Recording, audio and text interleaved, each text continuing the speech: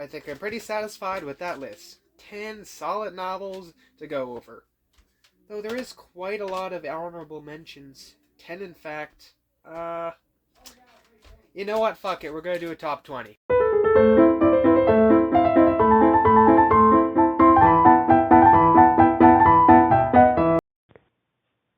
I have risen. What is up, everyone? Prometheus here. I guess you can't see my face, it's cut off there. Hello, Prometheus here. Today, we are doing my top 20 best novels I have ever read, a video that I have been teasing and hinting at in the posts for quite a while. Now, at the end of my top 10 best fantasy novels I've ever read, I said that I'd do this novel video when we hit 5K subscribers. But then I got a bit too many ideas, and there was a bunch of books I had to talk about, and I was reading a bunch of new ones that were really good, so I decided, you know what, fuck it, we're just going to do it. So, originally I said this was going to be a top 10, but then there were so many honorable mentions and so many novels that I just felt it wasn't right to leave them out of the video, so I decided, you know what, let's just turn those honorable mentions into just the other 10 books on this list. So, we got a nice and healthy 20 novels to talk about here. I have gone into a large influx of reading novels recently, though I have read a lot of novels throughout my life. It's just I've gone into it more recently, but there's plenty that I grew up with, plenty that I've read in the last few months, plenty that I've read maybe a few years ago, and I am just returning to, and maybe a few that aren't quite as good as they are when I originally read them, but are still really good, and maybe a few that got better over the years. So yeah, this is going to be a pretty long one, probably the longest video we have ever done on this channel. And once again, I am running without a script, and I'm just going right off the top of my head, so there's going to be a lot of stuttering, a lot of just loss for words, and you're just going to have to bear with me, trust me. Also, I'm going to try to be a bit vague with the plots because I do not want to spoil anything. If I do spoil anything, I'll give you a warning beforehand. But let's get this video going because we don't got a lot of time. Quick note before I start the video, I will not be factoring in aspects such as nostalgia, influence, impact, and importance on literature as a whole. I'll be solely judging them based on quality, objectivity, just from a critical lens, the pacing, the character building, the cohesiveness, the prose, the writing, just solely based on quality, I will be ranking these novels. So if you want the top 20 most influential novels, or my top 20 favorite novels, or the top 20 books that changed literature forever, this is not the video. This is solely the best I've ever read from a quality standpoint.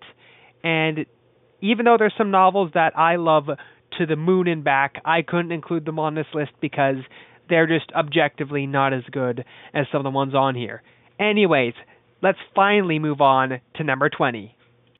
Starting off this gargantuan list, we have an absolute classic from the late and great George R.R. Martin. The best, most gut-wrenching, and emotional novel in the Song of Ice and Fire series, we have at number 20, A Storm of Swords. This encapsulates some of the most pivotal, important events and plot shifts in the entire franchise, this entire grand storyline. Now, before I move on to the novel itself, I just want to discuss what's so special about this series in general. It takes a fantasy world and it makes the more realistic aspects of it the most interesting. It delves into these very realistic political systems and figures, and there isn't just solely pure evil characters and pure good. There's a lot of gray area here. A lot of evil people, but with understandable motivations, and then a lot of evil people that are just pure evil. I'm looking at you, Joffrey, fuck you. Anyways, so what makes this one the best in the series is just how unrelenting it is. From the start of the book, it just never stops going. There is one important moment after another, one gut-wrenching scene, one grand epic battle after another. So many important moments, but it doesn't feel overwhelming. It is constantly intriguing throughout. There were so many moments in here where I'm like, how can it get any better than this? And then it just keeps on going. It keeps on adding and adding new just grand things. But then again, it still retains what makes this entire series so special as a whole.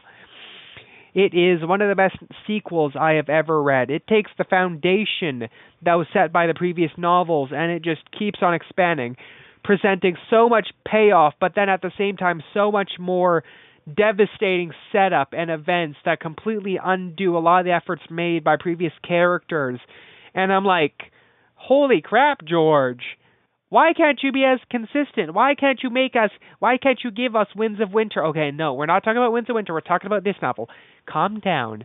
Anyways, Storm of Swords, starting off strong, a fantastic novel, and easily the masterpiece of George R. R. Martin, his magnum opus, the crowning achievement of this series. I have not watched the Game of Thrones TV show, but I doubt it can live up to this masterpiece, and the masterpiece that is the books. At number 19, we have one of my top 5 favorite novels of all time, Dune. The most iconic sci-fi novel ever written. This is to sci-fi what Lord of the Rings is to fantasy.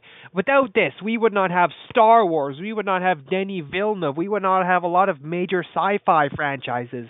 This laid the groundwork for plenty of sci-fi epics to come. But even when taking away the influence, stripping it of its importance, and just looking at it as a story, it is still one of the finest novels I have ever read. Obviously, the best aspect of this book is how it takes the chosen one trope, the Messiah figure, and it deconstructs it and critiques it through the character.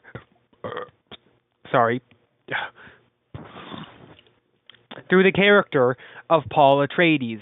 Paul Atreides is supposedly this chosen one, this messianic figure, but rather than playing it straight and have him prevail in the end, which he does prevail in the end, but not in the way that the traditional hero's journey does. Rather, he prevails by becoming the villain of his own story. The chosen one, the supposed hero, ends up becoming the greatest threat in his universe. And we will see the consequences to his actions in the sequels. I'm looking at Messiah with, spoilers, 61 billion people dead. He fought to save thousands, millions of Fremen lives, and then in the sequel commits the biggest genocide in probably all of fiction, to be honest. But yeah, Paul Atreides, obviously best aspect of the book, the way it deconstructs this just overused trope and uses it in a way that's so unique, a way that critiques it and tells him this, like, there isn't pure good and pure evil in this world.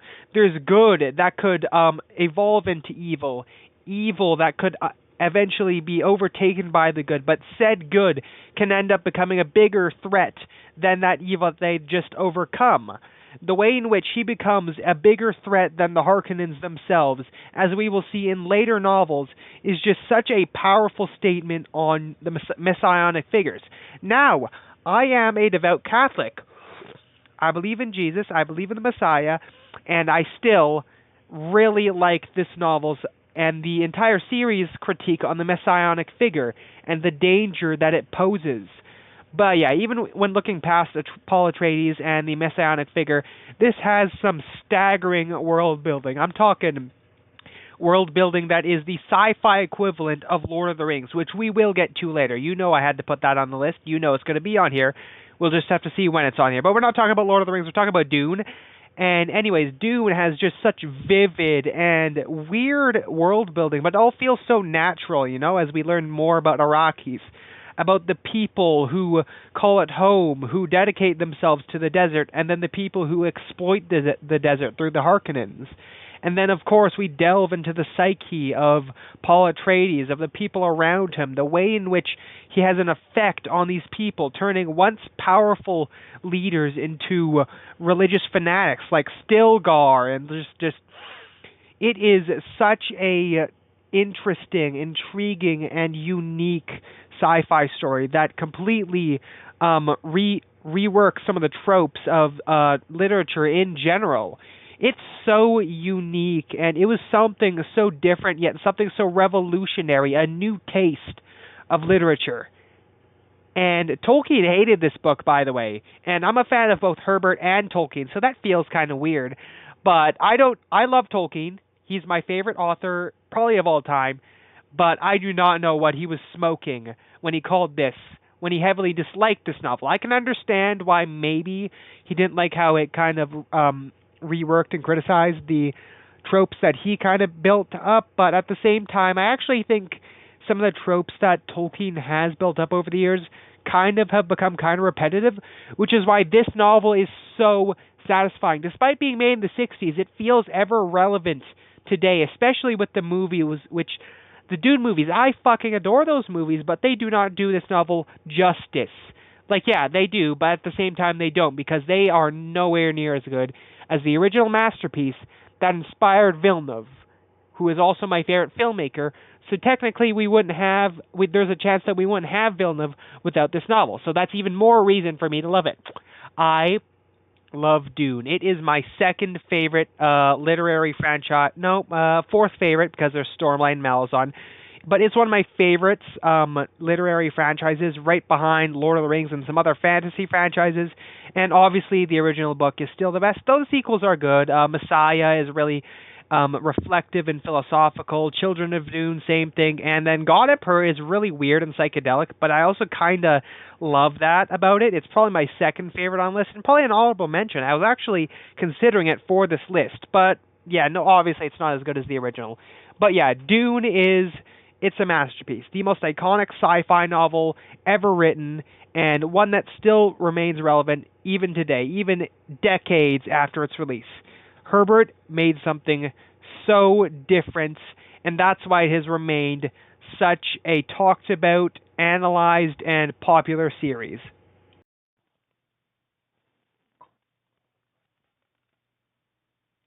At number 18, we have a tiny little novel.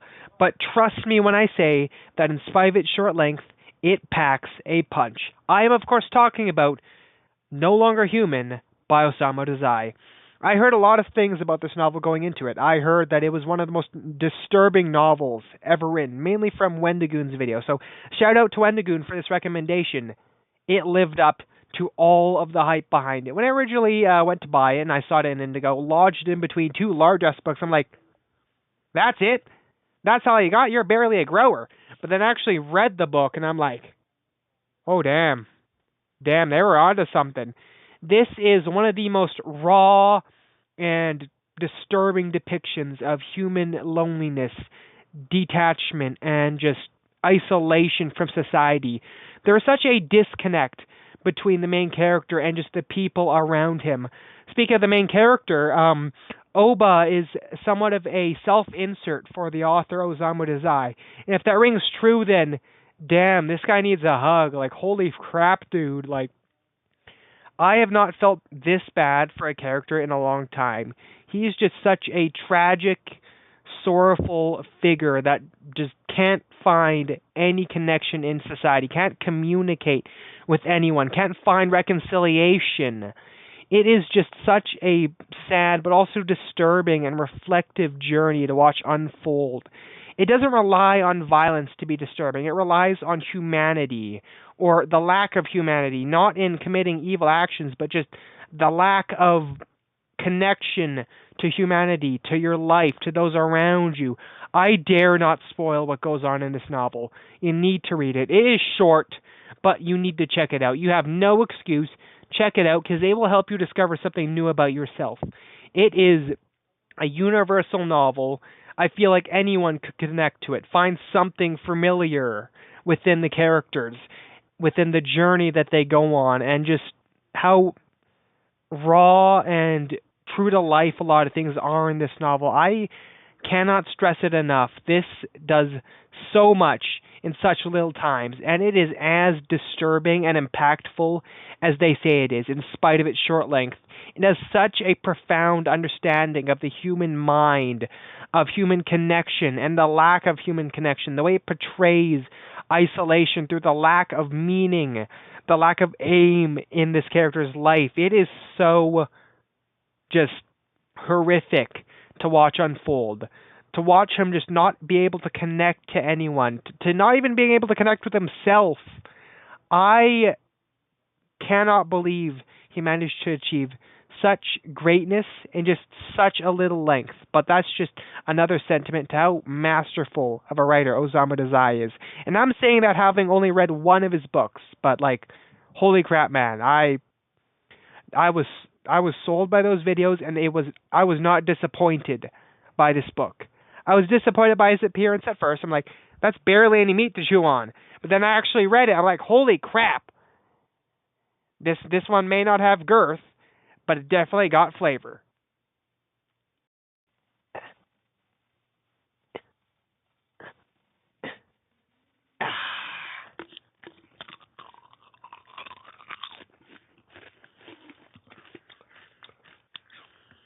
Oh, sorry. At number 17, we have Moby's Dick. This is a classic. I'm pretty sure you've heard of it. You've heard of it from English teachers, from critics, but there's a reason why it is such a classic. It takes something as simple, well, I wouldn't say simple, but something like hunting a whale, and transforms it into one of the most poetic, philosophical, psychological journeys ever put to literature. It's not necessarily about the hunt of the whale, but the human psychology, the way in which it explores the minds of these characters as they go on this journey to hunt the titular Moby Dick. And like, I was really carried through this story by the poetic prose. The book does not waste a single page. Every page is meaningful. Every sentence is used to its fullest extent. It continues on this journey, and it just builds upon the philosophical ideas, and just, it's such a rich novel. I was a little intimidated by it at first because I thought, okay, that's a pretty long novel for a whale hunt, because the only other experience I had prior to reading this with the Moby Dick story was a really long movie adaptation of it that I wasn't necessarily entertained by growing up. But then the book proved me wrong. This is one of the most intriguing journeys I have ever come across in literature. It just does not, it utilizes its language, its ideas, its characters and journey to the fullest extent. It squeezes every ounce of psychology and philosophy from these characters and this journey and the events and the actions that they make in hunting, in this mad hunt for this whale. Again, it's not necessarily about the whale, it's about the journey. It's about the characters, the minds, the deterioration, the madness that they go on, the ideas, the philosophies that they develop through these characters and through the figure of Moby Dick himself, who's somewhat symbolic. I won't say of what. I'm just telling you, you need to read the novel to find out. It is an absolute classic for a reason, and just one of the most rich, layered, and the kind of novel you can analyze so deeply. There's so many different ideas you can unpack from this one. So many different characters and things and aspects of that you can study. The prose is by far the best part. The poetic language of it, the voice of this novel just carries it with such authority, such intellect. It feels so just deep and layered in its understanding of these characters, in the world, and the nature of humanity, and the mad hunt for things through the symbol of this damn whale. Big White Dick.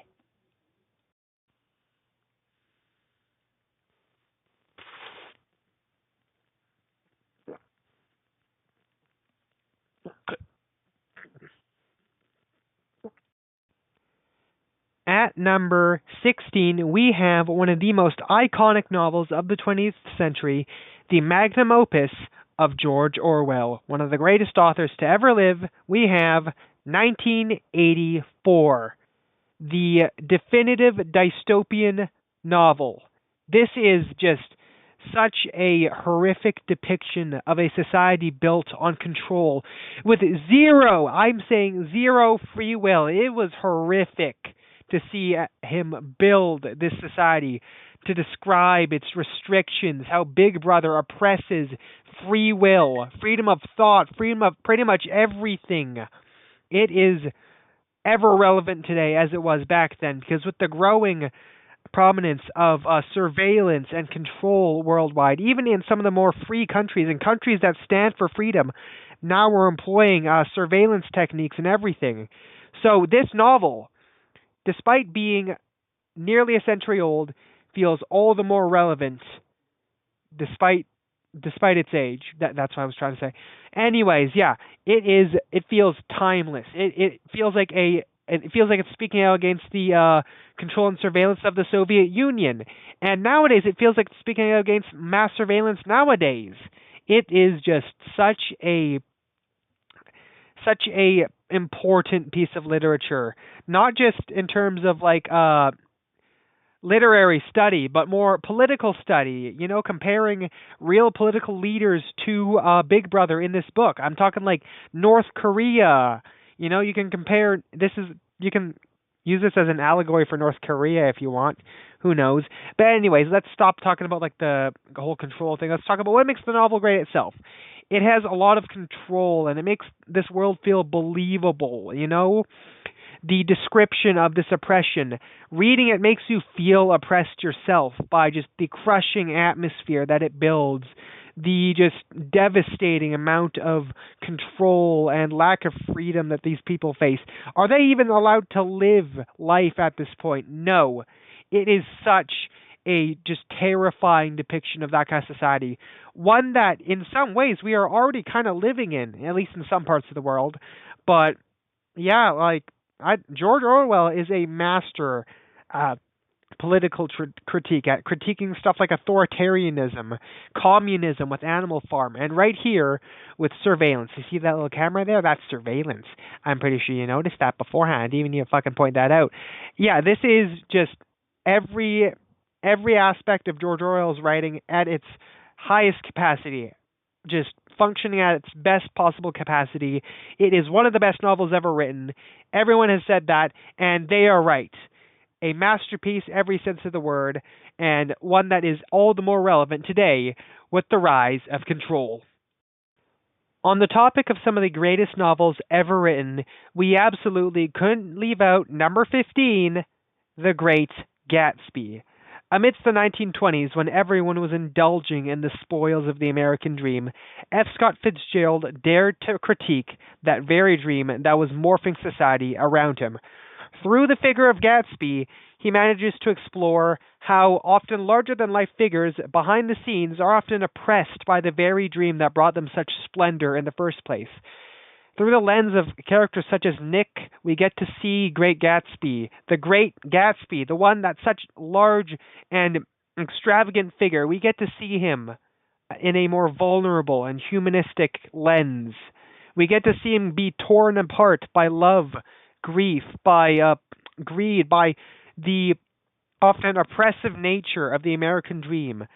Fitzgerald dared to put out a critique of this dream that brought so many people such prosperity at the time, and he decided to look at the consequences of this dream, the effect it often has on the rich. It is such a relevant novel. It was ever relevant back in the 20s, and it's still relevant today with the rising growth of just the rich folk who aren't truly living. How the rich life often brings people scandals and just... There is a reason why this is such a renowned novel. It lived up to all the hype behind it. And mind you, this is only number 15. But yeah, it is a profound exploration of just the American dream and some of the best pieces of American literature I have ever read are the ones that dare to critique the very dream that a lot of other ones promote. You know, like, for example, Death of a Salesman is one of the best plays I've ever read. I read for William Ullman, by the way, but we get to see such a warped perception of the American dream, and in this one, we get to see the raw American dream and the raw effect it has on those who engage in its splendors. People who should be living a normal life, and despite having everything they want in life, they have nothing at the same time. The Great Gatsby it's a masterpiece. One of the best novels of the 20th century, one of the best novels ever written. I don't really got much to say about it, to be honest, because everyone has said every good thing about this novel, so much so that I don't know anything else I could add. Like, everyone has said everything. I'm adding nothing to the conversation. Just read the book. Like No Longer Human, it's a short one, but in that short time, it manages to present such a profound exploration of the American dream and the extravagant life.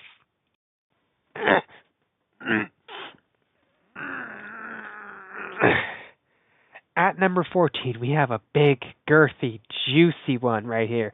Take a look at this. Oh, man. At number 13, we have the magnum opus of the master of horror, the king, if I may say, Stephen King's The Stand, the completely uncircumcised, full-length version of it. This is some of the most tense, suspenseful horror and dark fantasy I have ever read. If you don't remember, I actually did have this ranked on my top 10 best fantasy novels of all time, and I know a lot of you would say this doesn't count as fantasy, it's more post-apocalyptic horror, but I do think there's enough dark fantasy stuff in it to make it count. Speaking of that list, I think this has kind of moved up on the list, I think to like number 4, beating out Sword of Storms and Children of Hurin. But anyways, we're not talking about this list, we're talking about this one. Pretty much everything I said about it in the previous video still stays true. It is a grand, it's long, like there is well over 1,200 pages in this one, but it is worth every single sentence. It is intriguing the entire way through. We get to see so many different perspectives on this apocalypse. We get to see how the world just descends into madness and how this madness tears people apart. It is probably King's most terrifying novel in a realistic sense because it preys on human fears. You know, it preys on human paranoia, anxieties of like the apocalypse, and even religion with Randall Flagg and Mother Abigail, and the moral choice to choose a side in that conflict. It is so intriguing. It's kind of like two different novels in one. You know, one's the apocalypse, the other is the whole sort of religious, biblical scale conflict between Abigail and Randall, which are interesting figures, by the way, and I don't think the supernatural stuff ruins it. In fact, I think it kind of enhances it because he writes this novel in a way where the supernatural stuff feels real, you know? Everything in here feels so real. It is such a tense, horrific novel as we get to see so many people navigate this apocalypse that is tearing the world apart and throwing it into madness. We get to see the remnants of humanity choose the future, choose a side, and in which side will just determine the future of the world. And one thing I want to bring up, if you read this novel, you probably know about, spoilers, the ending. So I'm going to make a statement here and say that not a single book on this list is perfect. None of them are flawless. Like, some of them come close, but none are without their flaws. And The Stand does have a pretty significant one with the ending. So the ending is kind of, like, I don't hate it. I didn't hate it as much as other people do, but I also can't deny it isn't particularly good ending. It's very anticlimactic and kind of just erases the whole point of everything built up. You know, like, it could have been better. If it had a great ending, then it could probably be a lot higher. And a lot of people are saying, hey, you should probably have this lower on this list, or probably even shouldn't count it because the ending is bad. And, like, yeah, the ending is something you don't want to fuck up with the novel, but also I feel like the rest of the novel is so good that it makes up for the somewhat lackluster ending. Enough on that, though. Yeah, this is a horror, suspenseful, dark fantasy masterwork that combines so many different things: supernatural, realistic, apocalyptic, post apocalyptic, religious, so many different genres, and yet they combine into one cohesive, horrific, absolute brick of a book. I could beat someone to death with this book. It is girthy as hell, and that's how I like them. This one is going to piss a lot of people off. This novel, I cannot deny its importance, how integral it is to the history of literature, and how it reworked the entire structure of novels moving forward. I cannot deny it is one of the most important pieces of art ever written and one of the greatest novels of all time. It's on this list for crying out loud. I'm not saying it's bad. It's just a lot of people, especially English teachers and critics, are going to say, oh, it's placed too low. 13th best novel I've ever read is nothing to scoff at. Now, if this was a list of the most important novels ever written, this would be in the top five for sure. But I just think, though this is an amazing novel, I do think some of the novels that come after it are just a bit better. A lot more richer.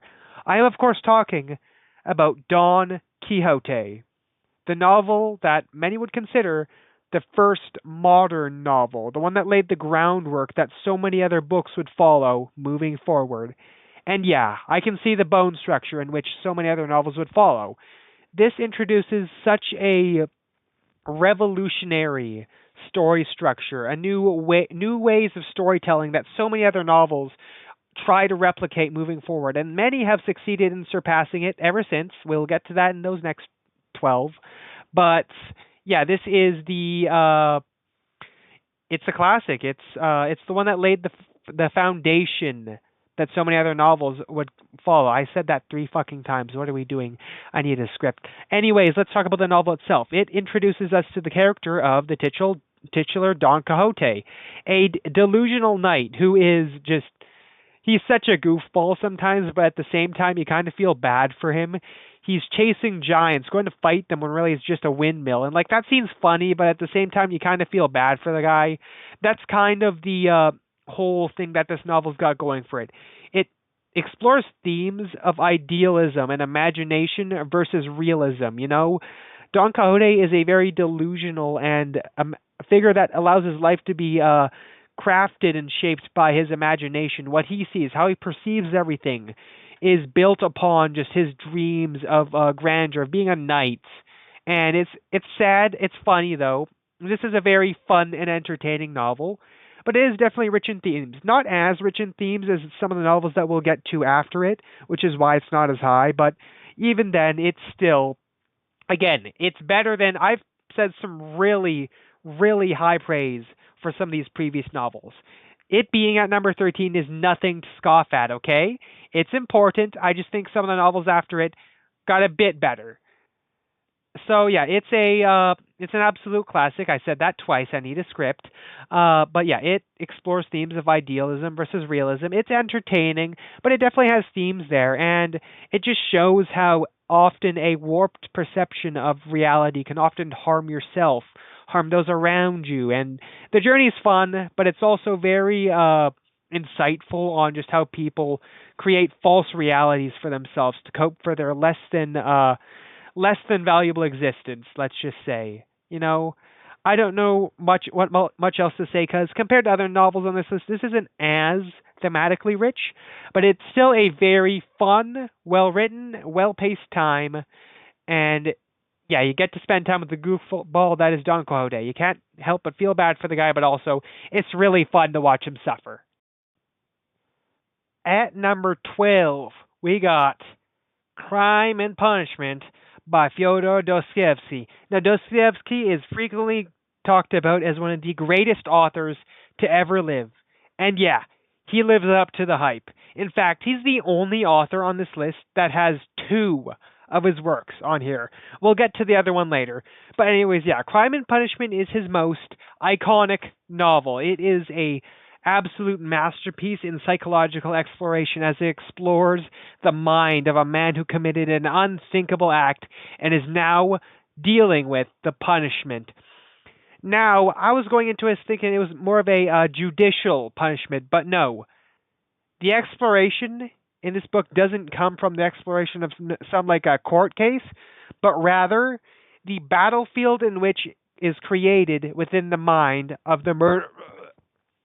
Sorry, the battlefield, the mental, psychological battlefield that is created in the mind of this murderer.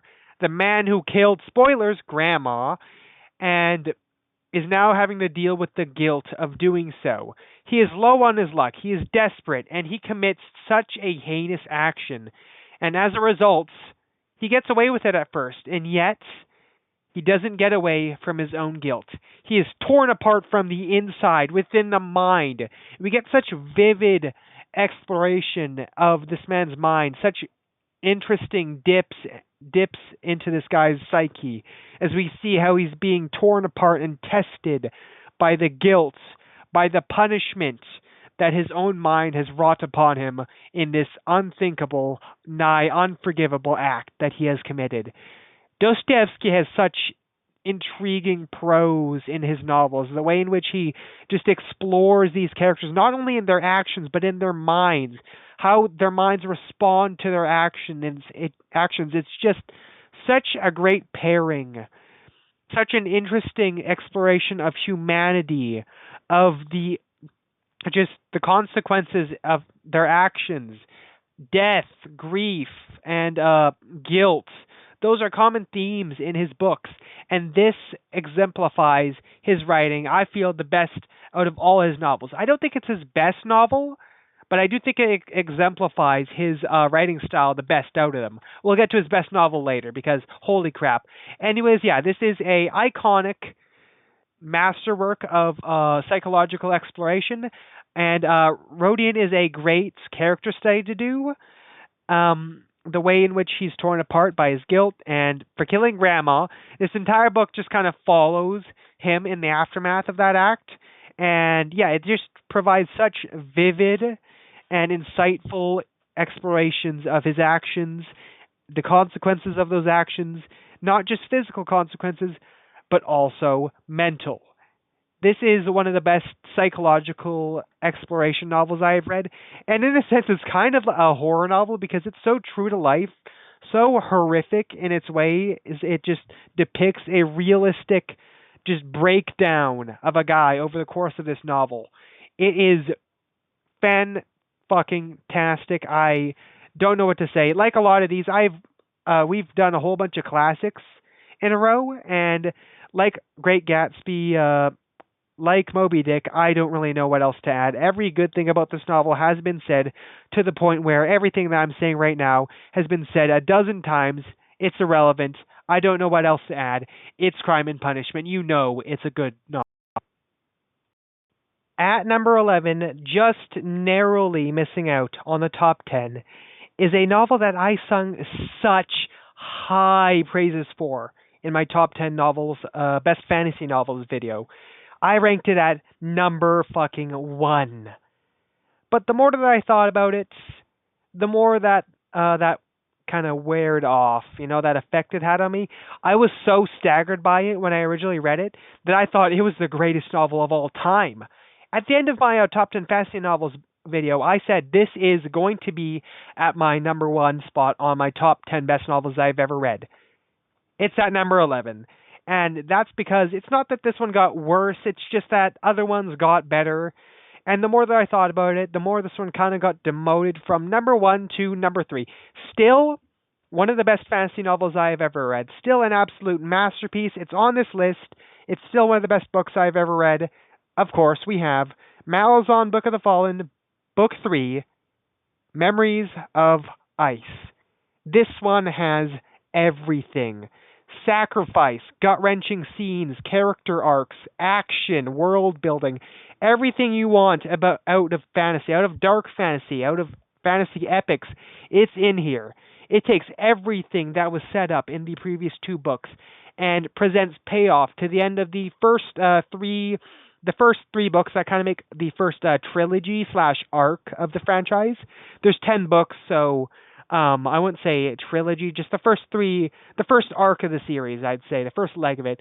And on its own, it does stand fine as a standalone book even, but obviously it hits the hardest when you've read the previous 2 books, and it presents such great payoff to all of that.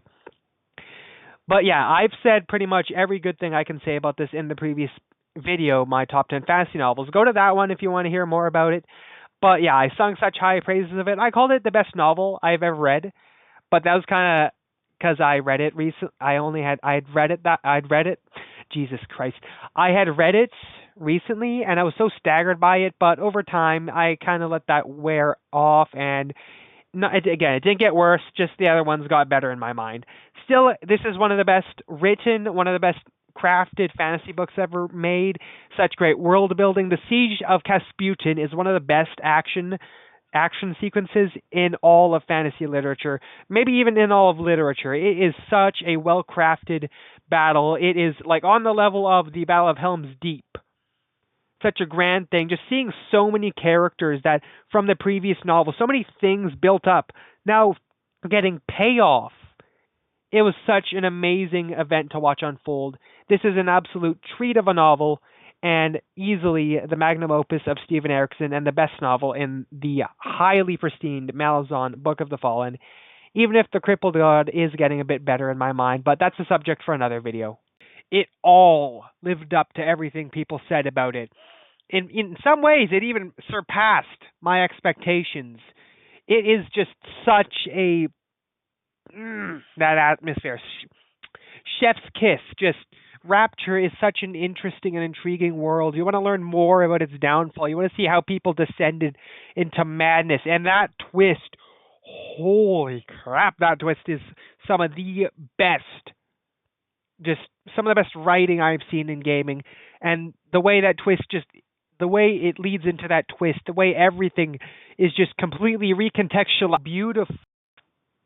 We are now officially halfway through the list, and we are about to pivot into the top 10. The 10 best pieces of literature I have ever read. The original list, though it has went under some changes since I changed this into a top 20. A few novels have been bumped up, a few novels have been added, but one novel that has consistently stayed at the start of this list is, of course, 1,000 Splendid Suns at number 10. My English teacher recommended this one to me. We did a study of it, and she called this the best piece of literature she had ever read. She said that after she finished reading it, she just put it down on her table, and she stared at it. And after reading it myself, I do not blame her. This is one of the most beautiful, yet at the same time heartbreaking novels I have ever seen. Miriam is one of the most powerful, yet devastating protagonists I have ever seen in a novel.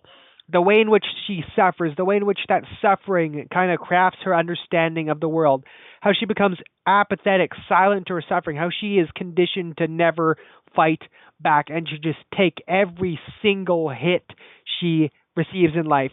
Fucking Rashid. I hate Rashid.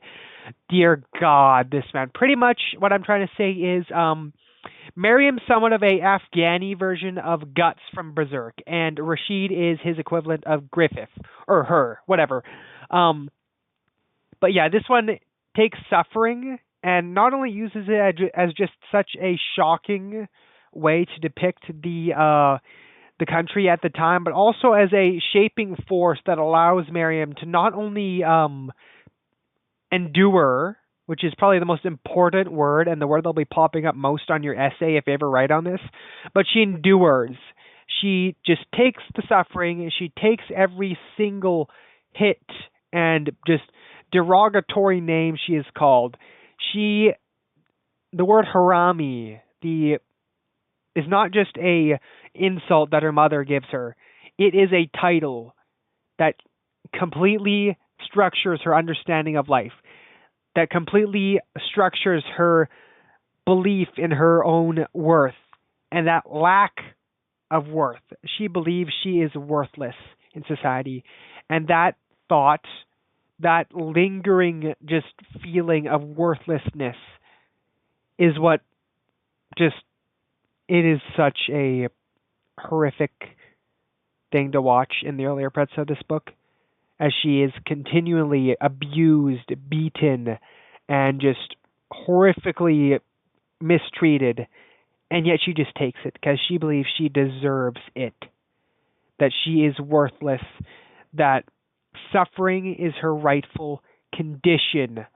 Out of all the books on this list, I think this is the one that I've done the most analysis on, which really speaks volumes seeing how this is only number 10. But yeah, and I didn't even bring up her connection with Lila and how that finally allows her to break free of that mold, of that suffering, and finally find worth not only in herself, but worth through protecting Lila and her family, worth in others. It is such a powerful journey to watch unfold. And another thing I want to give credit, Hosseini doesn't depict Afghanistan at the time with grandeur, but rather with restraint. Hosseini shows the effects that the regime has on the country, not through grand battles or through what's exposition.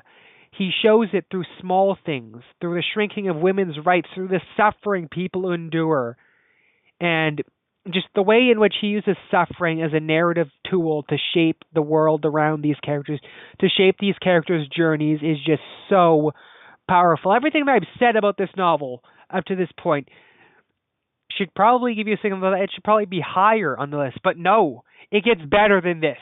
And this is still one of the most beautiful stories I have ever read. It is so powerful, so just staggering, in which it uses suffering not only as a horrific thing, but as something beautiful that allows us to grow through connection, showing that human connection, even when forged under extreme suffering, can create meaning where none seemed possible. And I'm pulling this straight from my LA essay. Yep, I wrote on this one, and I did great because I fucking love this novel. At number 9, we have one of the best classic novels I have ever read, one that lives up to all the hype and praise that has been surrounding it. We have, number 9, Harper Lee's masterpiece, To Kill a Mockingbird, a powerful voice against racism at the time, one that wasn't afraid to speak out against the norms and views people had at the time. It is just such a powerful book. It's a simple setup about a man defending a black person for accusations of rape in court. And yet it takes that and makes one of the most powerful. The entire book is pretty much an entire message against racism. And this came out during a pretty damn racist time, which makes it all the more impressive. Now, like No Longer Human and The Great Gatsby, it's pretty short. Not as short as those ones, and definitely not as short as my... Actually, let me check.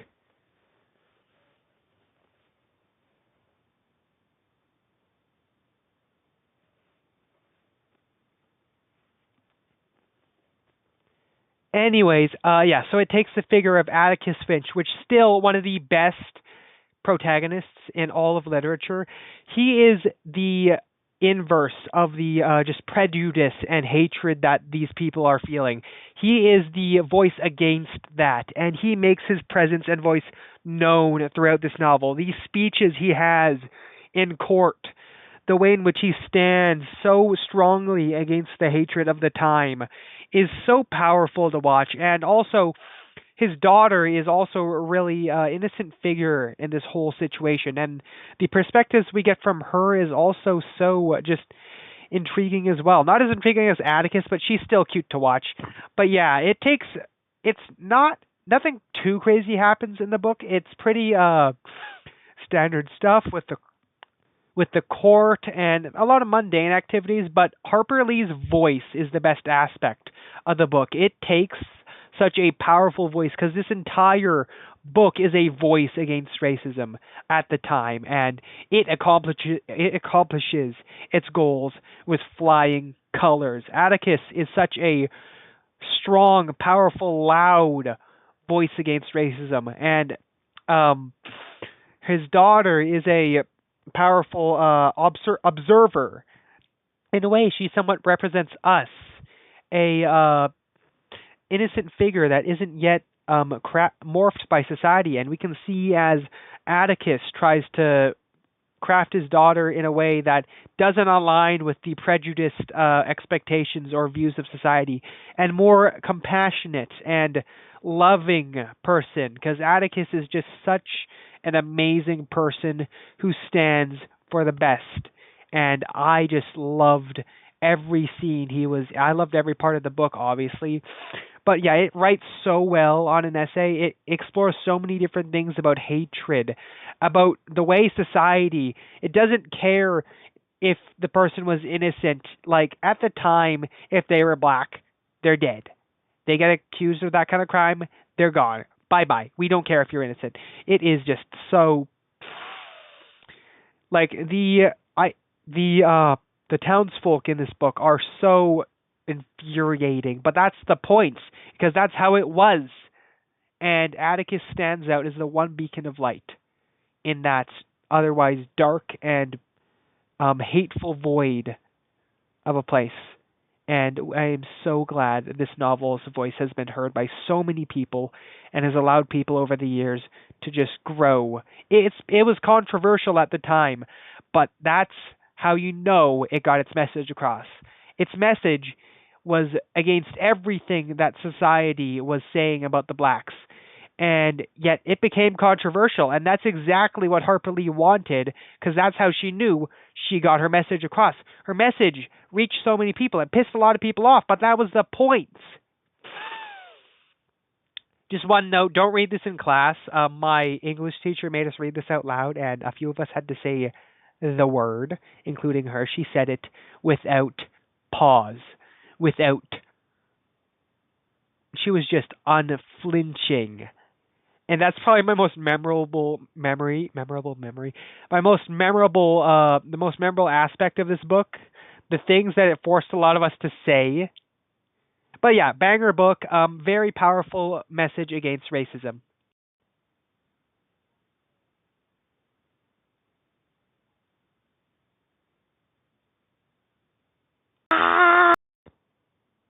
Coming up on number 8, we have yet another novel that I actually used to consider the best I have ever read. When I got off reading this one a few years ago, I was like,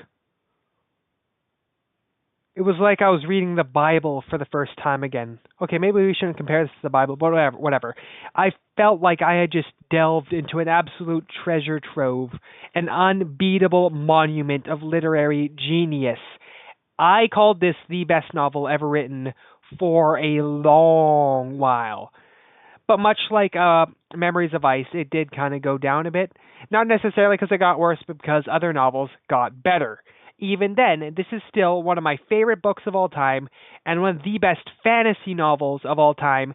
Probably, you know what? Yeah, the best sequel I have ever read. That, of course, is Brando Sando's Words of Radiance, coming in at number 8. This is Brandon Sanderson, who is probably my favorite living author, operating at his highest possible capacity. He is just firing on all cylinders here. He sets so many things up, so many small details, so many small hints, and then it just keeps on building and building until that Sanderlanche near the end that just presents payoff for everything that was built up in this novel. There were so many epic moments, so many grand spectacles that were just all worth the wait. But by far, the best aspect of this novel is not the battles fought on the Shattered Plains, but the battles fought internally within the characters. The internal conflicts present bloody battlefields within these characters, their psyches. We get to see Shalon dealing with her past, going through her own little arc. She gets the most focus when it comes to flashbacks. And then, of course, we have poor little Kaladin, who also goes through somewhat of a moral choice. He has to make a choice in this novel that tests his morality, and that is such an intriguing thing to watch. And then Okay, Dalinar doesn't get as much focus in this book, but that's because he gets pretty much the entirety of Oathbringer, which also is a fantastic novel dedicated to him. But yeah, Kaladin and Shallan are extremely intriguing. Maybe a few of Shallan's flashbacks weren't super interesting, but like I said, none of the novels on this book are none of the novels on this book. None of the novels on this list are perfect. Okay, this definitely has some slower parts, but they're worth it because the ending. Holy crap. Kaladin gets so many moments to shine. So does Shallan, and it's just everything you love about Stormlight just expanded upon. Everything Way of Kings set up in the previous book is all paid off so well, so expanded upon and refined to near perfection in this magnum opus of a sequel. I love this book so much, and I really wanted to rank this in the top 5. But the other ones, though I may not love them as much, are better. So, unfortunately, it ends here. At number 7, we have my favorite novel of all time. One that I love so much that I am making my own adaptation of it because I am tired of waiting for someone else to do it. So I took matters into my own hands, and I am now hand animating every individual frame of my own feature-length Blood Meridian movie. But that's the subject for another video. Oh, Blood Meridian, I just spoiled it. Number 7 is Blood Meridian, my favorite piece of literature ever, and one of my favorite things in existence, if we are being honest. I have so many things to say about this video that it could be I could condense it all into a 5-hour video. But Wendigoon's already done that, so if you want that kind of video, you go see him. Don't come to me. But yeah, Blood Meridian presents such a horrific, bloody, just raw, unflinching depiction of the American West in a time wrought with bloodshed and mindless violence and killing and all the stuff you'd expect from the time. And so many other pieces of Western media often paints this time as somewhat of a cool spaghetti Western, with the Dollars trilogy, Once Upon a Time in the West. But this one shows a more realist lens into it, showing the true violence and horror and evil of the time. There is no clear hero in this book. Everyone is either a terrible person or a victim. In the case of the kid, he is both a victim that is turned into a terrible person by Judge fucking Holden. Dear God, to this day, my favorite villain in existence. Just such a unapologetically evil and nihilistic man. Pale figure, almost like a demon. This entire book it's realistic, but at the same time it feels almost dreamlike. The way in which Cormac McCarthy describes the events, the West, it feels somewhat of like a dreamlike world, even though this is something that actually happened. This is based on real accounts. Judge Holden could have been a real person, which is the most horrific part about this book. This stuff actually happened. It is just such an unrelenting and unflinching, brutal. This is one of the most violent books I have ever read. It does not hold back. It shows no one is safe. Men, women, children, fucking puppies are not safe from the wrath of these people, from Judge Holden. Dear God. And one of the most staggering aspects of this is that Cormac McCarthy completely rejects the traditional writing tropes and styles and structures, and he says, nah, I'm going to do my own thing. And he doesn't use any quotation marks or traditional structures. No, he completely does away with his own unique style of writing. And though it's challenging for some, it is intriguing to read. It makes the story feel so unique. If anyone else wrote this, it would have played as any other Western book. Even if they retained the violence, it wouldn't be as meaningful. But with McCarthy's writing, it has all the more depth added to it. It feels all the more meaningful and consequential and integral to getting across the message of humans' tendency to commit violence. This is such a profound exploration of human nature through these, some would say, unnecessarily violent acts, but you know what? They're violent, but also we commit even worse things day to day. You've done worse things, trust me, God, dude. Okay, maybe not. Like if you're doing something like what Judge Holden did in the final chapter, I'm probably gonna call the police on you. But I mean, like nowadays, people still commit horrific acts.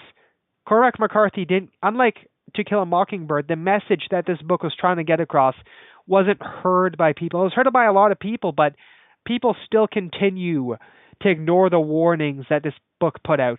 Continue to just engage in mindless war as if they're idolizing Judge Holden and his philosophies, which why the hell would you do that? I love Judge Holden, but I also hate him. But yeah, this is just one of the most unapologetically brutal yet meaningful and important pieces of literature. It is so unique, his writing style. It's so bleak and nihilistic, yet beautiful in a weird, sadistic way. I cannot begin to explain how much I love this novel. It is, and that's saying a lot, seeing how this isn't even top 5, because, yeah, like, I don't love these other novels as much as I do this one, but they're objectively better. So, yeah, let's move on to them.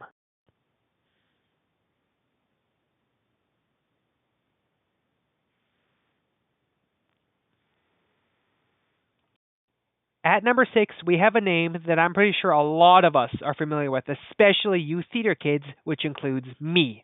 I am, of course, talking about Les Miserables. Now, I'm pretty sure the most iconic version of the story is in the musical. One of the most beloved, emotional, and beautiful and powerful stories ever told in musical form. One that is held in such high regards, including by me. So, get this when I say that the book is somehow even better in every conceivable way. Mainly because it has so much more time to just build up these characters and show us these lifetimes. When you're reading this book, you feel like you're watching an entire lifetime unfold.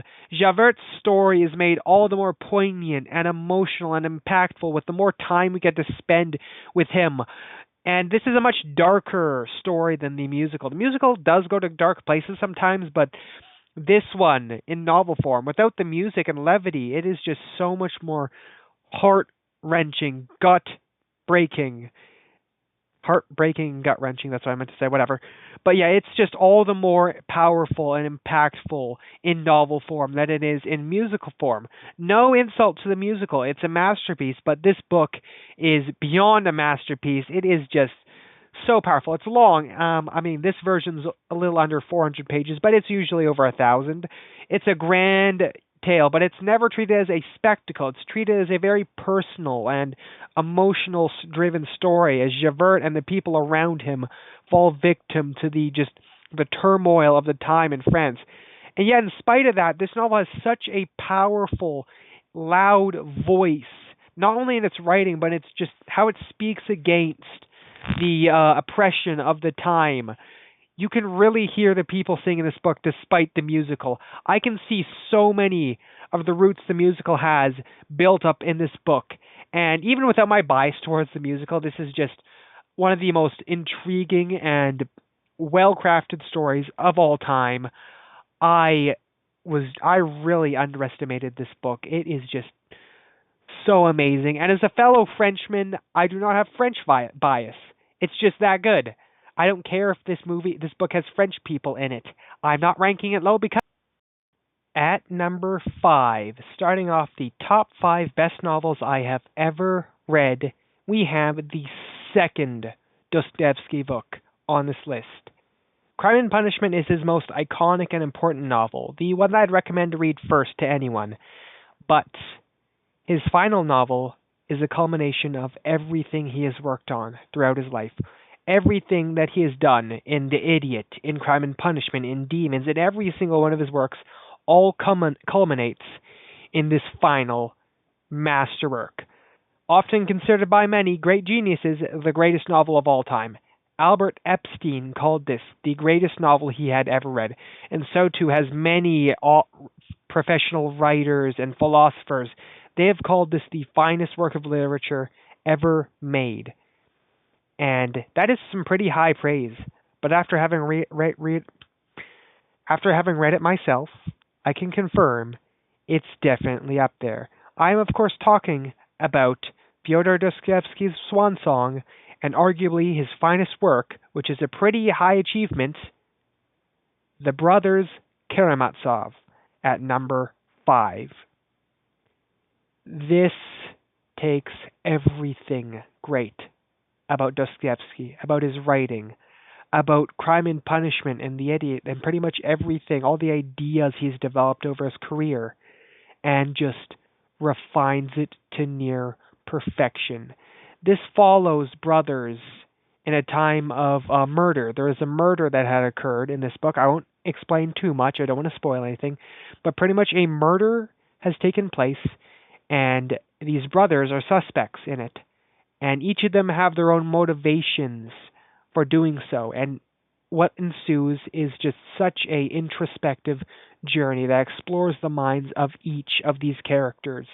Each brother has their own motive for having murdered, but also each of them have their own view on the situation. We get to Dostoevsky explores these characters so thoroughly. He explores their mindscapes so just meticulously. We get to see different views from these brothers. We get to see them come together, their thoughts and ideas intervene. And this whole situation they are in is just, it may seem slow at times, but trust me, it is worth it. This is one of the richest, most introspective, and just finest works of literature I have ever read. Dare I say, one of the best pieces of media, pieces of art I have ever had the pleasure of experiencing. It is just everything Dostoevsky, his entire life, it led to this novel. And it is more than worth it. He refines his writing, his exploration of the human mind, of their guilt, of their tendency to commit violence. He explores it in a way that is not only beautiful, but just compels us to think deeper about human nature, about the mind. And Dostoevsky was on a whole nother level. He grew old, but he took every last ounce of intellect from himself, everything he has learned, all of his skills. He took every last ounce. He took his very essence of his life. He poured it all into this novel, and it was more than worth it, because what we got is just one of the finest pieces of media, works of art to ever grace humanity. A shocking, introspective, intriguing, compelling, near perfectly crafted work of art that asks so many profound questions about the human mind, about human nature. All his novels does this, but this one, I feel, does it in the most impactful and near perfect way, more so than Crime and Punishment, which again is saying so much. And mind you, this isn't even top 4 yet. This is only number 5. I have so much more to say about these next ones. And finally, after all this time, we have finally made it to the big 4. And I mean big. The 4 best novels, dare I say, best pieces of art I have ever had the pleasure of experiencing. These are the pinnacle of literature. Some of the best stories I've had the pleasure of experiencing, some of the best exploration of themes, of character I have ever read. Not necessarily my favorites, except for number 4. That is still like my second favorite novel of all time. But definitely the most staggering, impactful, and just best stories ever told upon a page. And starting off that big 4 is perhaps the most iconic story ever written. The most important, impactful novel on this entire list. One that completely reshaped storytelling as a whole, more so than Don Quixote. One that people still continue to take inspiration from to this day. One that changed the storytelling landscape forever. One of the best pieces of fiction, one of the greatest epics, dare I say the greatest epic of all time. The Lord of the Rings. I am a Lord of the Rings fiend. Lord of the Rings is my favorite franchise, period. I adore the movies, the games, the books, as we can see here, but even without my Lord of the Rings bias, I don't want to factor in my own personal feelings, nor the influence. Looking at the book from a pure quality standpoint, it is still amongst the best ever written. It weaves together such a grand, epic scale, and yet it weaves together such a grand and epic tale, and yet it keeps you invested throughout, whether that be through the world's whimsy, the characters, the grand and epic moments, the world building. Middle Earth feels like its own character that is constantly evolving, constantly just fully realized throughout this magnificent masterwork of a novel. I cannot stress it enough. The movies are the best movie trilogy of all time, but they are nowhere near as good as the book, which is saying a lot because the movies are like 9, 10 out of 10s. This is above them in storytelling in nearly every way possible. It has some plenty of lighthearted moments, but it's also filled with a lot of darkness. But within that darkness, there is hope, and there's the central theme of hope that such a small figure can carry the entire world on his back. That in spite of all the evil and darkness in this world, good can still prevail if it is persistent enough, if it is still indomitable. Just such a powerful, epic story. All the characters are charming in their own way. Gandalf is full of wisdom. Frodo's a persistent yet also flawed hero. Sam is just the fucking goat. And then the rest of the cast is also greatly expanded upon, more so than than they are in the movies. And just this journey you feel the time pass by in this book. Every day, almost every day, an event is detailed to the fullest capacity, but it never takes away from the novel. It just makes it feel all the more rich and layered, and just, it's the Lord of the Rings. Probably the most talked about story in existence, if we're excluding stuff like the Bible or fairy tales, stuff like that. Even then, this influenced a lot of those tales. No, it's been influenced by the Bible. So yeah, this is a very Christian-coded book, but it also feels so universal because it is just a story that is just timeless. This world feels timeless. These themes feel just timeless, ever relevant today as it was back then. This is a story that I hope lives on for 1,000 years. This is easily my favorite book in the top 4. Even though these 3 are better, they will never mean as much to me as this book does. This is the greatest epic ever written, and even today, it stands as the ultimate monument of epic storytelling, and one of the greatest novels ever written. At number 3, we have a big, chunky boy. But man, is it worth every single sentence, and man, does it carry you through every single chapter like it's nothing. One of the most intriguing, investing novels ever written, one that will hold your attention throughout.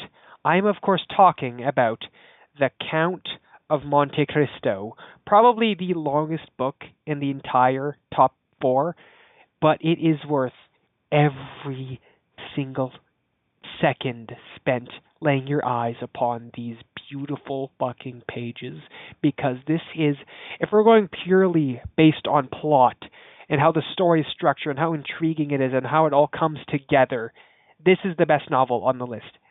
Purely from a story and structure standpoint, it's the most intriguing, just investing novel out of the 4. It's just not ranked as high. It's not ranked above the next 2 because even though this one has the more investing plot, I feel like those 2, the top 2 are more thematically rich. This one, it does have themes.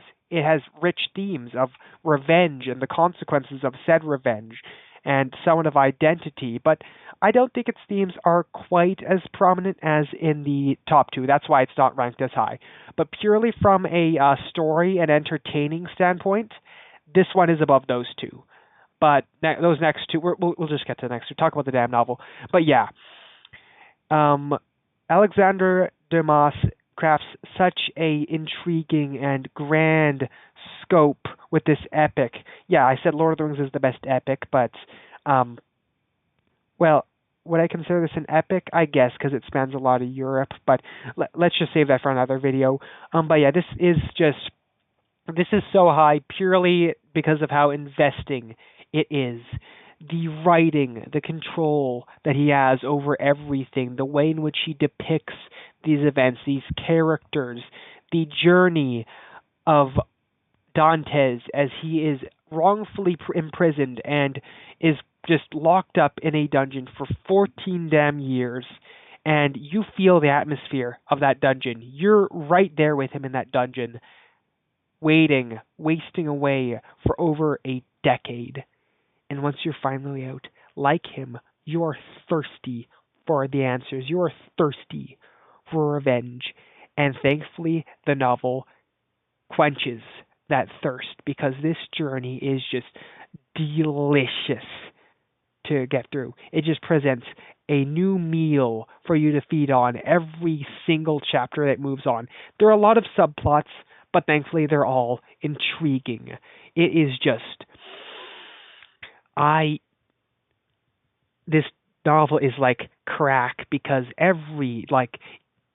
honestly, some people who love this novel so much would say that it's not long enough, and you know what? I agree with them. If this novel was 3 times its current length, I would still read every single page.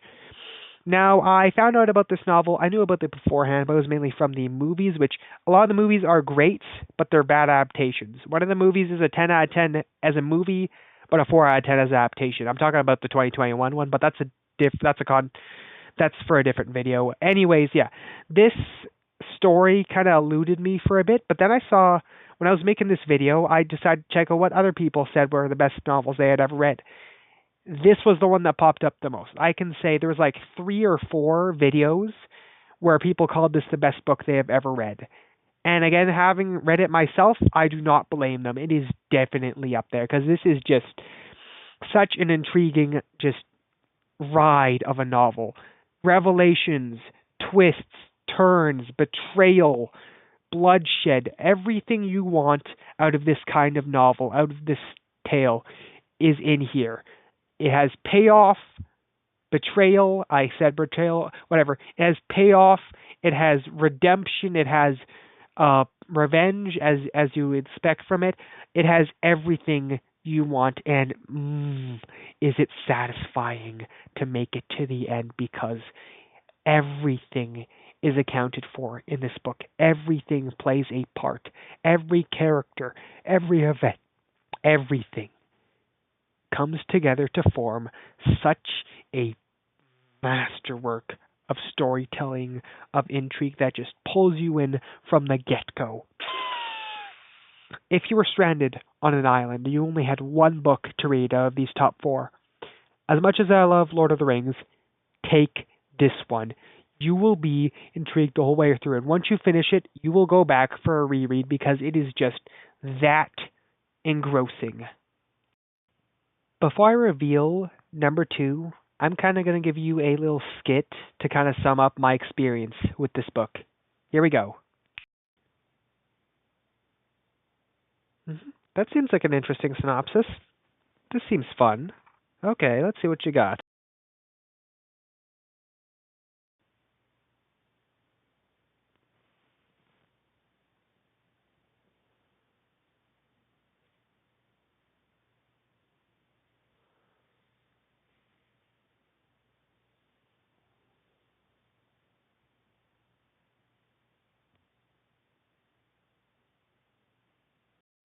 That right there was my exact experience, my exact reaction when reading number 2, Lonesome Dove by Larry McMurtry. I didn't think much about this novel when I heard about it. I saw a lot of high praise for it. I saw a lot of people calling it the best novel they had ever read.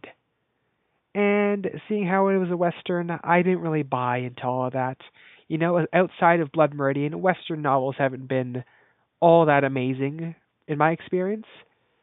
So I went into this looking at the synopsis. It's about two retired Texas Rangers going on a cattling journey, pretty much herding cattle all the way from Texas in the south to Montana in the north. So it has a pretty large scope. It was probably so that's probably the reason why it's such a long ass novel. So I decided, you know what? I was pretty casual when I started reading it. And it hooked me in at first. It was pretty engrossing. I thought it was good. But then it just kept going along and just by the end I I felt like a completely different person by the end. I felt like I went on this journey with these people, alongside Rudro, alongside the whole gang. I grew alongside them. I experienced the wilderness with them. This is the most beautiful stories ever conceived by humanity.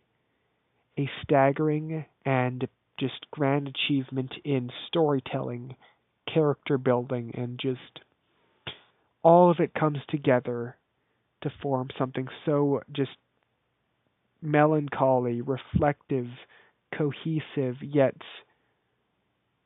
utterly heartbreaking. I I never cried reading a novel, but I'm gonna be honest, this one brought me pretty fucking close to doing so because it is beautiful to watch these characters grow, to be alongside them, to share this journey with them. I I don't think I've ever been as impacted by a novel as I have been with this one. Like Blood Meridian is still my favorite Western novel and favorite novel of all time, but this one's better because yeah, Blood Meridian it's a lot more violent and impactful in that way, but with this one it is just so much richer in theme in every aspect. In a lot of the previous novels, they are all stellar in certain aspects. They're all great in every aspect, but there's certain aspects where they're better than the rest of the books. But with this one, every aspect of its writing, structure, characters, journey, everything that makes it up is near perfection. It is near flawless. There are so many moments in here where it felt so real. The description, the way that it just builds the world around you, build these characters, they feel real. Everything feels so true to life, yet so beautiful, vivid, almost dreamlike in this novel. And the journey that they go on is just the cherry on top. It's not about the grandeur. It's not about the destination nor the journey. It's about those who go on the journey and how they grow and how they ultimately meet their end in some ways. And it's just such a sentiment to life and death and the journey in which we all go on and share with each other. This lived up to all the praise that everyone has said, and to be honest, I think it deserves more. The best American novel ever written. Something so just beautiful. Beautiful and melancholy, and I don't know what else to say about this novel. People have said so many things. I read the back of this book. I see all of the richly, authentically, beautifully, dramatically, all these words describing this book do not do it justice. You need to experience this journey. You need to go on these journey with these rangers. It's not some patriotic spaghetti western. It's something wholly unique, original, and just purely beautiful piece of work that transcends art as a whole. After the astronomical praise I gave to those previous three novels, especially Lonesome Dove, how could anything top them? What is the best novel I have ever read, and to an extension, possibly the best work of art I have ever had the pleasure of laying my eyes upon. What is a novel so staggering that is intriguing, like Count of Monte Cristo, um, and yet so beautifully written and authentically layered with themes as Lonesome Dove? What novel encapsulates the best aspects of storytelling? Its art form, its just every aspect, the prose, the structure, the pacing, the characters, the development, the themes, the exploration of the human mind and humanity as a whole. What novel can possibly top these previous three in those ways? My journey in finding the best novel of all time started a long time ago, back when I was a bit more reluctant to read. I found a list by a YouTube channel that I used to pretty much worship called WatchMojo.com. Whatever opinions they had, I had, which was because I was a pretty dumb piece of shit. I eventually grew out of that and I was able to formulate my own opinions beyond their dumb lists. But I found a list called Top 10 Greatest Novels of All Time. And at the end of that list, I saw their number one. And I'm like, oh, that's interesting. Never heard of it. And I hadn't read that novel for years until just recently I finally got my hands on it to see what all the fuss was about. It's by a very highly renowned author, one who has one who has written so many great novels, acclaimed ones, one who is considered to be up there with Dostoevsky, Shakespeare, and so many other great authors. And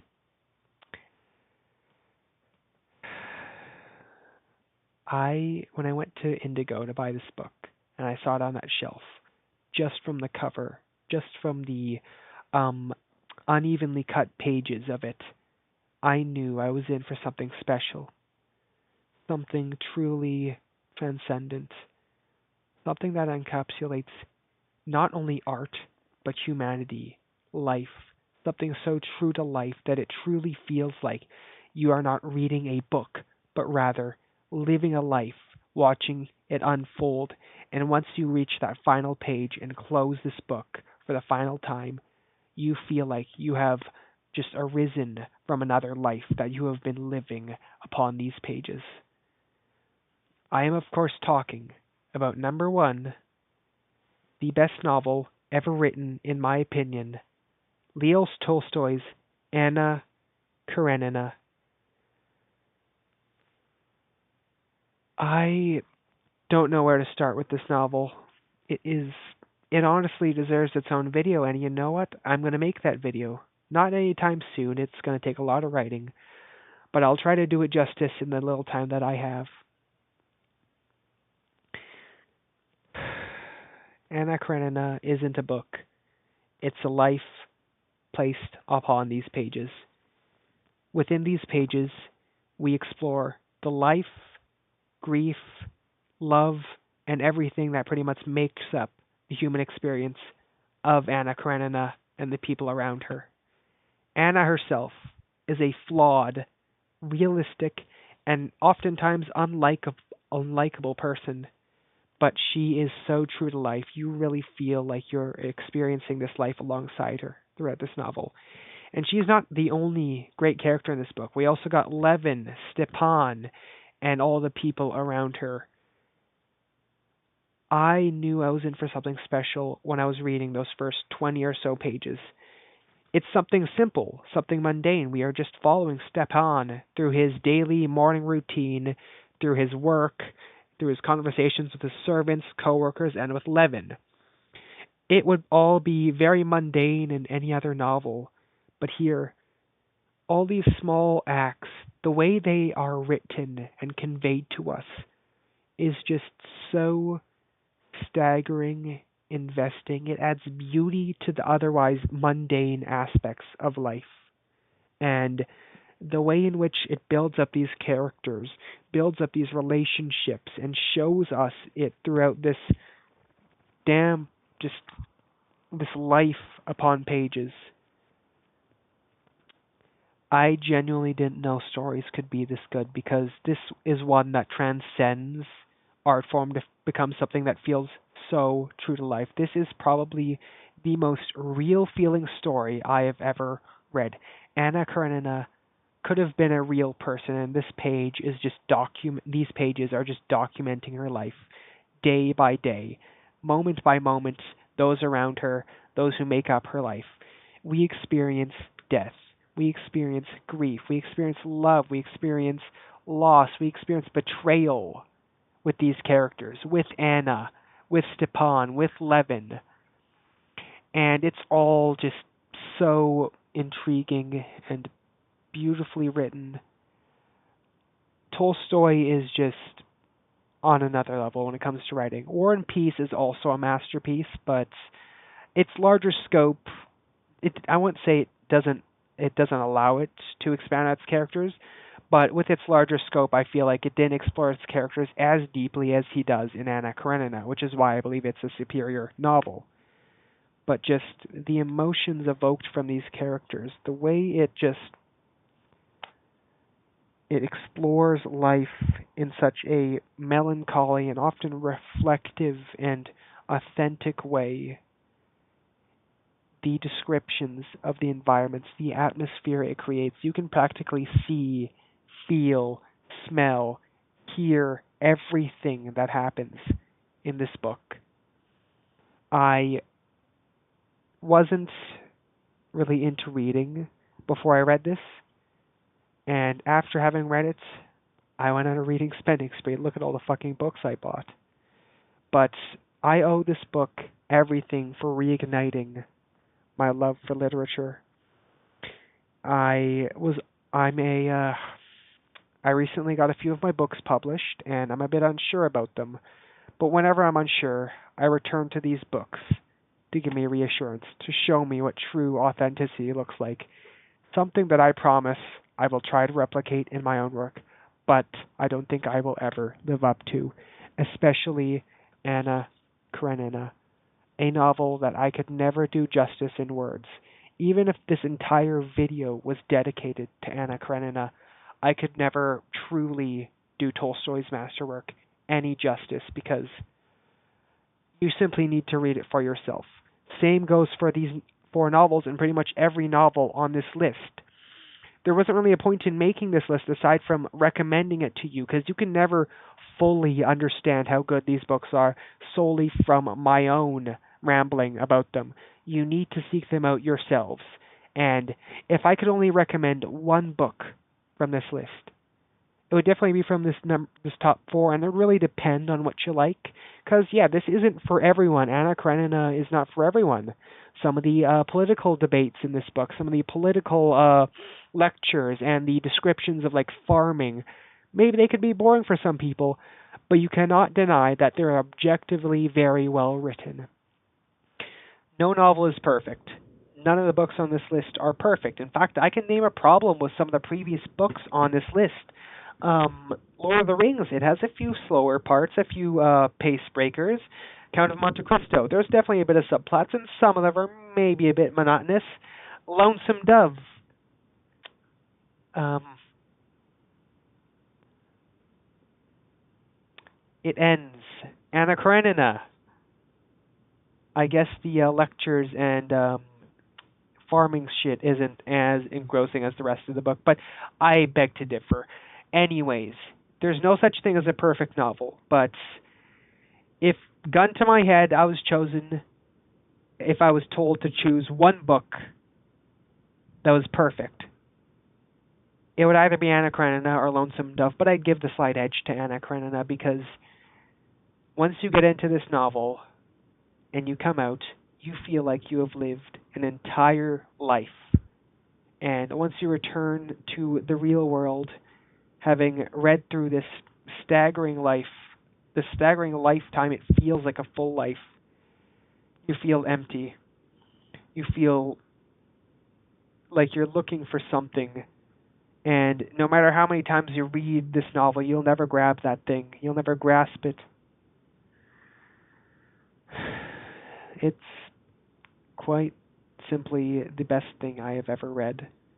and quite simply the best story I've ever had the pleasure of reading, of dedicating myself to. And no matter how many times I reread it, I always find something new about it, something new to appreciate, something new to reflect on about the nature of humanity, about life. The way in which it goes into this woman's mind feels as if it's going to your own mind, prying you to think about these different things about your life, all evoked through this character, through her life, through everyone around her. Enough said for now.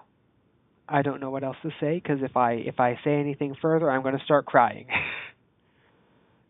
Seek out Anna Karenina. If you don't check out any other book on this list, at least check out Anna Karenina. It is worth it. It is worth every single page. It is beautiful. It is authentic. It is timeless, and much like these top four, I hope it lives forever. Forever in my heart, forever in our minds, and forever in the very essence of art, in the very essence of every novel that follows it. That was my top 20 best novels I have ever read. I started out a bit silly at first. I didn't really have much to say about other novels. I was a bit vague, but as I went on, we got into deeper, more thematically rich novels. The more emotional I got, the more I got to think, the more I got to reflect, which is exactly what these novels are supposed to do. They're supposed to evoke those kind of emotions, and I feel like going back into literature, I've rediscovered something that has been missing from my life. Recently, I've kind of fallen out of love with video games, and then I got into an addiction with film, and then film isn't really doing much for me anymore. But when I'm going back to the art that inspired both of those art forms, I've been able to rediscover so many amazing stories, so many just thematically rich and thought provoking works of art that few movies or games could measure up to. And I am so glad I have got back into reading. I am so glad I get to be here with you guys, ranking this ranking these books, talking about them, recommending them. And if this video doesn't get that many views, that's fine. I'll be happy if at least one person sees this video and is compelled to check out at least one of these novels. Even if they don't like that novel, at least they tried. The fact that they tried in the first place is enough for me, because then I know that I've made an effect, that I've had an effect on someone, that I have allowed them to rediscover something about themselves, or about art, or about whatever these novels evoke from them. And that's pretty much it. Thank you guys so much for being with me on this journey. I will see you in the next one. Toodaloo.